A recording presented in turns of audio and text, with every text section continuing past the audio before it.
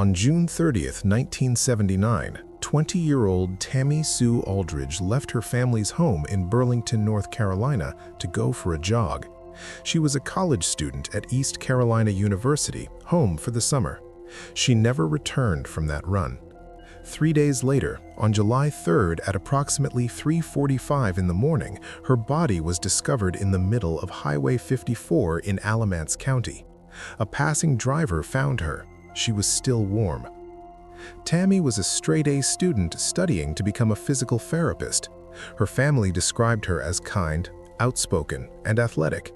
She loved flowers and had expressed a desire to work with elderly people after graduation. She was known for having a green thumb. The details of what happened to her would haunt Alamance County for the next 45 years. When investigators arrived at the scene on Highway 54, they found Tammy's body bound. Her ankles were tied with rope. Evidence indicated that rope had also been used around her neck and hands. Her clothing had been put on backward. The medical examiner ruled the cause of death as strangulation. The evidence showed she had been sexually assaulted. Investigators recovered biological evidence from her body, including a sperm sample. During the 3 days between her disappearance and the discovery of her body, Tammy's family received 2 phone calls from her. She called home on Sunday night and again on Monday night. These calls would be the last time anyone in her family heard her voice. The nature of these calls suggested she was being held captive and allowed to make contact with her family under duress. The investigation began immediately. In the initial phase, investigators looked at various suspects but were unable to make an arrest. Another man was eventually charged in connection with the case, but he was found not guilty. Sheriff Terry Johnson would later state that this individual was rightfully acquitted. The case went cold. The biological evidence was preserved, but the technology to properly analyze it did not yet exist. Years passed. Tammy's family lived without answers. When Terry Johnson became sheriff of Alamance County in 2002, he made the decision to reopen several cold cases, including Tammy's murder. However, even with renewed attention, the case remained unsolved. The identity of her killer continued to elude investigators. In 2012, the sheriff's office revisited the case again, hoping that advances in forensic technology might provide new leads. The investigation continued to move slowly. Then, in January 2020, Sergeant Dan Denton was assigned as the lead investigator on the case. Denton began methodically reviewing the case file, going through old documents and evidence that had accumulated over 4 decades. During his review, Denton made a crucial discovery. On a single piece of paper in the file, he found a name that had apparently been overlooked by previous investigators. The name was Gary Lane Laframboise. No one had seriously considered him as a suspect before. Denton began researching this individual. Gary Laframboise was originally from California. He had moved to Alamance County from Florida in 1978, just 1 year before Tammy's murder. At the time of her death, he would have been 19 or 20 years old. Denton learned that Laframboise had a criminal history in the area. In October 1979, just 3 months after Tammy's body was found, Laframboise was involved in another kidnapping case that was investigated by the Graham Municipal Police Department. He was convicted of crimes including assault with a deadly weapon and impersonating a police officer. He served a 2-year prison sentence from 1979 to 1982.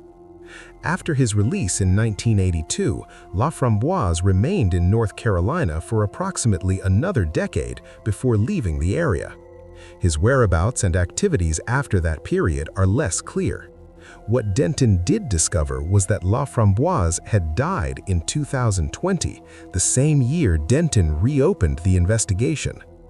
The fact that Laframboise was deceased presented a challenge, but advances in DNA technology offered a path forward. Denton submitted the biological evidence collected from Tammy's body in 1979 for modern DNA analysis. The lab was able to develop a DNA profile from the sperm sample. In 2021, this match was made to Gary Lane Laframboise. To confirm the identification, Denton contacted members of Laframboise's family. He obtained a DNA sample from Laframboise's daughter, which was compared against the evidence from Tammy's body. The match was positive. Sheriff Johnson thanked Laframboise's living family members for their cooperation in the investigation. Further investigation revealed a connection between Laframboise and the area where Tammy lived. Laframboise had a close friend who resided near Tammy's family home on Jim Barnwell Road, specifically in the Deep Creek Church Road area where she had gone jogging. This geographic link provided additional context for how he might have encountered her. The South Carolina Law Enforcement Division assisted in the investigation. Since no mugshots of Laframboise from the 1970s existed, SELD helped create an age regression photograph showing what he would have looked like at the time of Tammy's murder. This image was generated using forensic techniques to visualize his appearance at age 19 or 20. On April 4, 2024, Sheriff Terry Johnson held a press conference to announce that the case had been solved.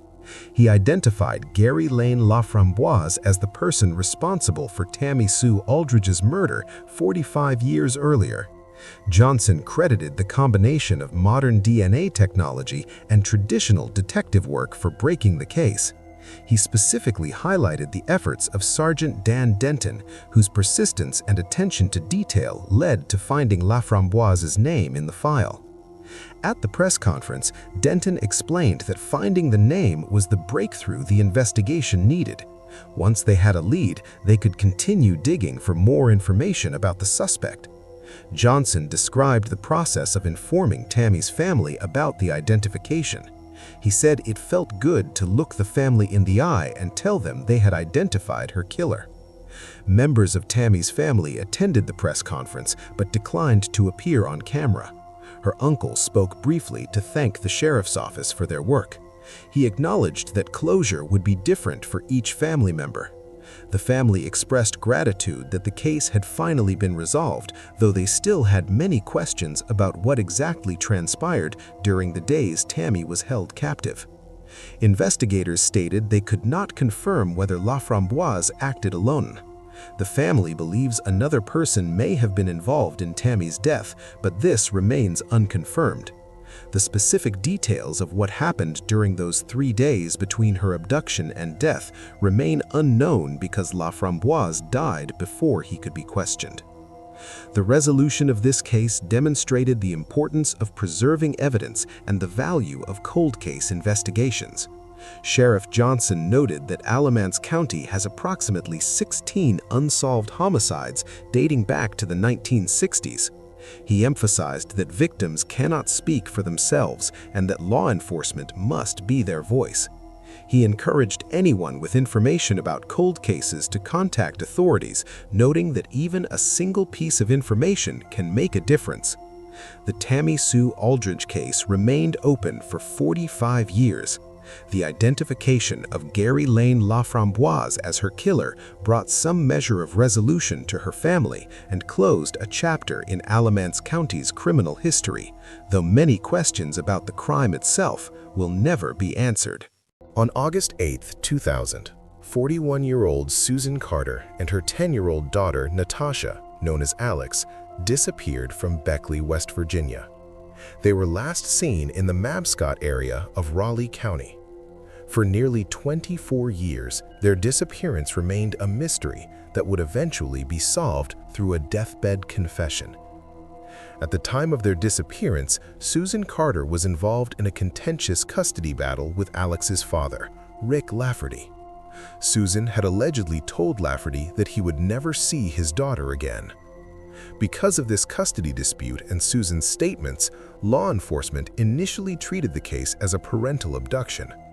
The FBI issued wanted posters listing Susan Carter as the prime suspect in her daughter's disappearance.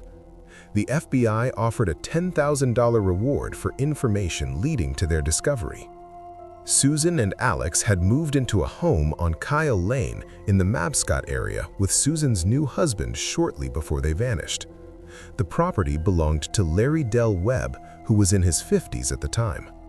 Webb became the focus of investigation decades later, but initially the case centered on the theory that Susan had kidnapped her own daughter. For over 2 decades, the case remained cold. Rick Lafferty spent those years searching for his daughter, never giving up hope that he would find answers. The case went cold multiple times during this period, and Lafferty later stated he almost lost hope on several occasions.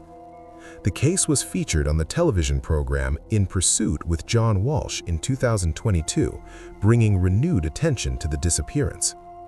In 2020, the United States Marshals Service began reviewing cases involving missing and exploited children.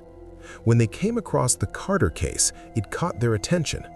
They passed the case to FBI Special Agent Jennifer King, who dedicated herself to investigating what happened to Susan and Alex Carter. King partnered with Corporal Ryan Stowers of the West Virginia State Police Bureau of Criminal Investigation. Together, they began working the case heavily starting in 2021, coinciding with Ben Hatfield taking office as Raleigh County Prosecuting Attorney.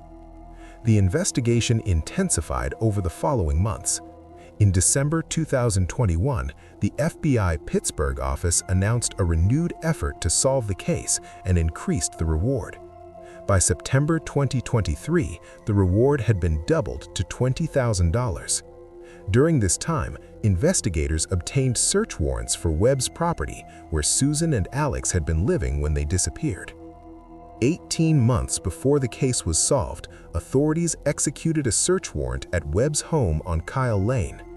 During this search, members of the FBI Evidence Recovery Team and the West Virginia State Police Crime Scene Investigative Unit made a critical discovery.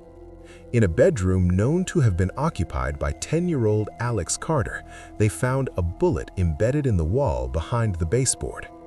The bullet was collected and sent to the FBI laboratory for analysis. DNA testing confirmed that blood on the bullet belonged to Alex Carter. This physical evidence represented a major breakthrough in the case. Following this discovery, the investigation shifted dramatically. In September 2023, West Virginia State Police issued a statement that changed the entire nature of the case. The statement declared that the investigation was no longer being treated as Susan Carter kidnapping Natasha Carter, but that both Susan Carter and Natasha Carter were and had been missing since August 8, 2000. Susan Carter was no longer considered a suspect. She was now considered a victim alongside her daughter. Police executed additional search warrants at Webb's property.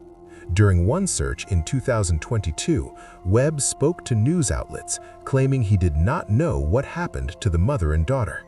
He stated he did not remember and claimed to have dementia, saying he could not say exactly when he last saw them. His caretaker, Terry Lilly, allowed reporters into the house after police finished their search. Lilly showed them sections of drywall that had been removed from one room and tile flooring removed from another. In October 2023, Larry Webb was indicted on a murder charge in connection with Alex Carter's disappearance. However, due to his poor health, he was not taken into custody until April 2024. Webb was in his 80s by this time. Once in custody, he was held without bond at a medical facility and later transferred to Mount Olive Correctional Complex. In early April 2024, Webb made a detailed confession to investigators. He admitted to shooting Susan Carter during an argument about finances. Webb claimed he had discovered that money was missing from the home and believed Susan had spent it. During the confrontation, he shot and killed her. According to prosecuting attorney Ben Hatfield, Webb told detectives that at that moment he knew he had ruined his life forever.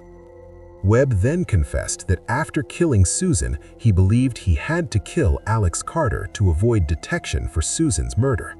He shot the 10-year-old girl to prevent her from being a witness to her mother's death. After committing both murders, Webb told investigators he wrapped the bodies in bed linens and placed them on the basement floor. He stated he cried himself to sleep that night before digging a grave. The following day, he dug a shallow grave in the wooded area behind his house and buried both bodies there. On April 9, 2024, Webb was brought to his former property on Kyle Lane, but his poor health prevented him from providing detailed information at the scene. However, he had already told investigators where they could find the remains of Susan and Alex Carter. On Monday, April 22, 2024, at approximately 10:30 in the morning, Webb suffered a medical episode while imprisoned at Mount Olive Correctional Complex. He was transported to Montgomery Hospital, where he was pronounced dead. His death came on the same day that investigators would find the bodies he had buried nearly 24 years earlier. That same afternoon, at approximately 4:30 p.m., investigators began excavating Webb's former property at 126 Kyle Lane. A local landscaper who lived just a few doors down from the residence assisted in the recovery operation with his crew. This was the third day of digging at the site. Hours after Webb's death, investigators discovered what they believed to be human remains in a shallow grave in the wooded area behind the house. The remains were found buried just a few feet below the surface, consistent with Webb's confession. Based on the manner of death detailed by Webb and the conditions in which the bodies were found, investigators confirmed with a high degree of certainty that the remains were those of Susan and Alex Carter. The bodies were sent to the coroner's office for official identification. FBI Supervising Special Agent Tony Rausa noted that the physical evidence aligned with Webb's detailed confession and could be independently verified. On Tuesday, April 23, 2024, authorities held a press conference to announce the breakthrough in the case. West Virginia State Police Captain Robert Maddy, FBI Supervising Special Agent Tony Rausa, Raleigh County Prosecuting Attorney Ben Hatfield, and other officials provided details about the confession and recovery of the remains. Rick Lafferty, Alex's father, attended the press conference. He described it as a sad day, but also a happy day because he could finally bring his baby home. After 24 years of searching, he had answers. Lafferty spoke about the difficulty of the long wait, acknowledging that the case went cold so many times he almost lost hope. He offered advice to others in similar situations, urging them to never give up hope of finding their child. During the press conference, FBI Special Agent Jennifer King and Corporal Ryan Stowers of the West Virginia State Police presented Lafferty with Alex's necklace as a gift, a tangible connection to his daughter after so many years. Prosecuting Attorney Hatfield praised the collaborative effort that solved the case. He thanked Special Agent King, Corporal Stowers, New Horizons Landscaping, the United States Marshals, the United States Attorney's Office, and the Beckley Police Department. He emphasized that the successful resolution demonstrated what could be accomplished when agencies worked together. Agent Rausa described the timing as poetic, noting that